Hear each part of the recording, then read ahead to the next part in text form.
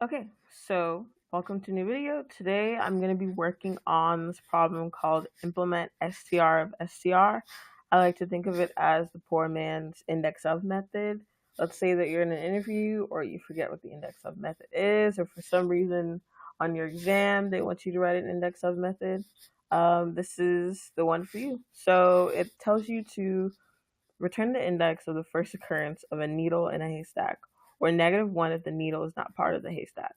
So here we have hello, and the first occurrence of double L's is at index 2, so your output's going to be 2.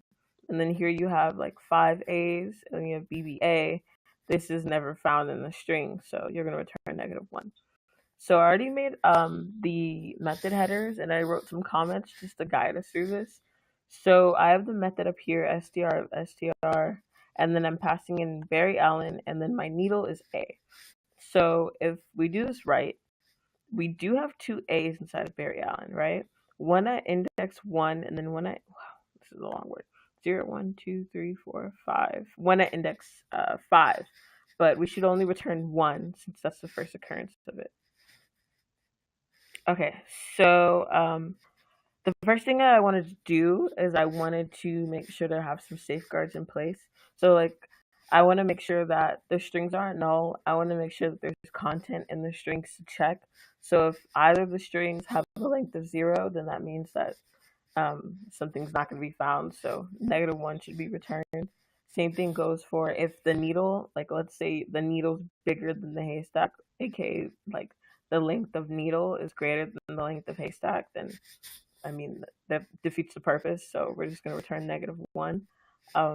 Yeah, so I'll go ahead and write that if statement.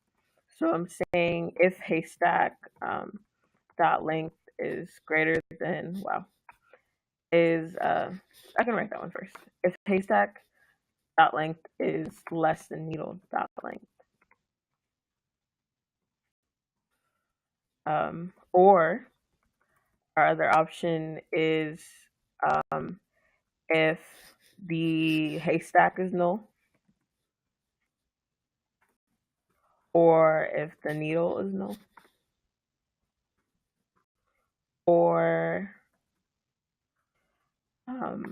or either of the lengths are equal to 0.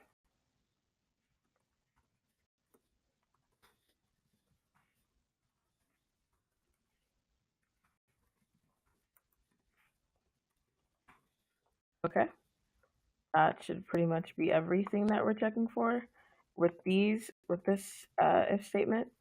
So if any of these return true, I want to just go ahead and return -1. I don't even want to go through the rest of the method and do all that.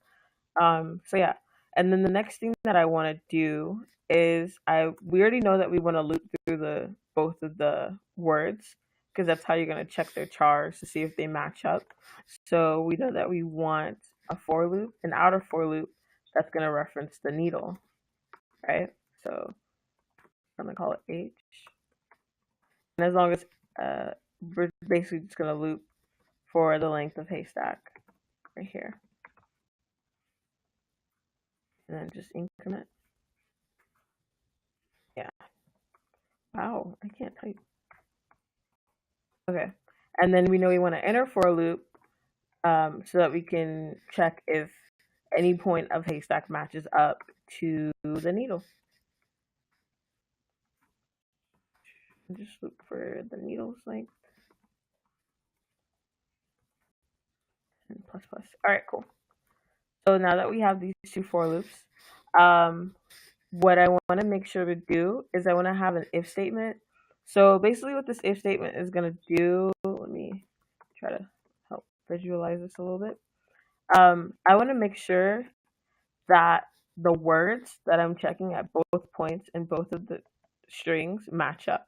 So what this if statement is going to do is it's going to check for the position in haystack that I'm pointing at. So like let's say that we have a pointer here and we have a pointer here, right? So the position that I'm starting at in haystack, because it's the outer loop, right? I'm going to check if these are equal. If they're not equal, then what I want to do is I want to break out of that inner for loop, Because if these don't match up, there's no point in me checking if these two match up, right? Like it just doesn't make any sense. If these already don't match up, I might as well just exit the for loop, right? Um, I believe, yeah, no, yeah. I just want to go ahead and exit the for loop because if these already don't match up, then there's no point in me checking the rest of it. And then let's say I shift it, right? So now my pointer is pointing at E, and I'm starting my checking at E, and I'm looking at E and L. These don't match up. So there's no point in me checking if, although L and L do match up, it's not the entirety of the string that I'm looking for. So then we shift our focus, and then we check if these match up, okay? So turns out they do match up. So I continue my for loop, and then I check if this one and this one match up.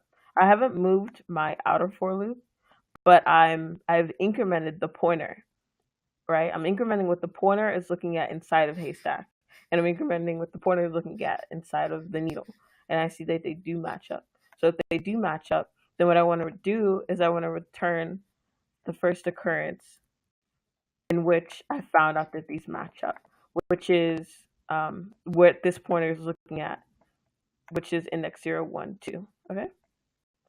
So with that, I mean I want to have an if statement that says if, wow, haystack dot char at the haystack pointer, the position that the pointer in haystack is looking at, plus the position that the pointer inside of needle is looking at, right? And this is referencing towards the haystack. So let's say j is equal to 0. They're both looking, yeah. Let's say j, wow, if I could type, that would be great. Let's say j is equal to 0. So they're both pointing here, right? And then let's say j is incremented to 1 because it's the inner for loop. It's going to increment faster. It's going to increment before the outer one.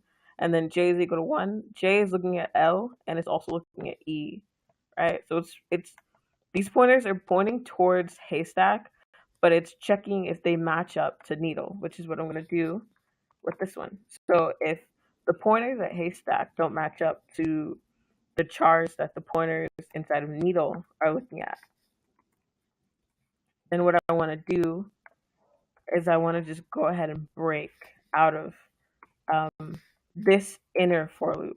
And I just want to move my pointers. So now I'm going to check here, and it's going to look like this. Okay. And then if I don't end up breaking, meaning that I actually got to the end of this inner for loop, right? What I want to do is I want to check if I actually got to the end of my inner. I want to check if I got to the end of my inner for loop. Sorry if you can hear my dog. So I'm going to have an if statement that just says if n ends up equaling the length, right?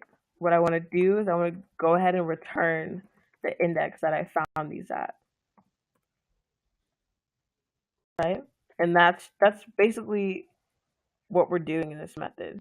So if this, and the way that I'll be able to check it is that I need to actually declare n outside of that inner for loop so that I can increase the scope so that when this for loop ends, so I put that in the inside. So when this for loop ends, I can just go ahead and check if it got to the end of the loop. And if it got to the end of the loop, that means that it found no problems and it didn't end up breaking, meaning that we found a full needle inside of the haystack. So I believe that's it. Let me go ahead and try to run it. I'm definitely going to get a compile error, which is fine. Illegal start of expression, line 21. Oh, let's get rid of these.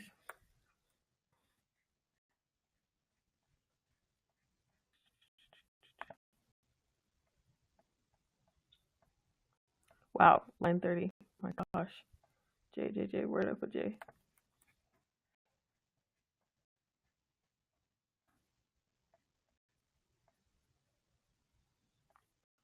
Judging finished. All right, cool. Yeah, thanks for watching. Have a great day.